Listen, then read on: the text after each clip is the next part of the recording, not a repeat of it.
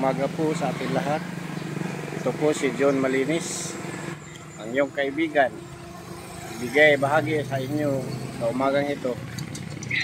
Ito po sa lugar ko ay may mga tanim akong malunggay. Katabi lang po ng highway. Ito po. Mga malunggay po yan. Malaking tulong po ang malunggay. Gamitin mo pang gulay. Kung maisda po kayo, itong haluan ng malunggay. Mabisa din itong gamot sa mga sugat. Yung dahon niya, so, kailangan po ito sa atin. Nakatulong po ito sa ating katawan. Ito po.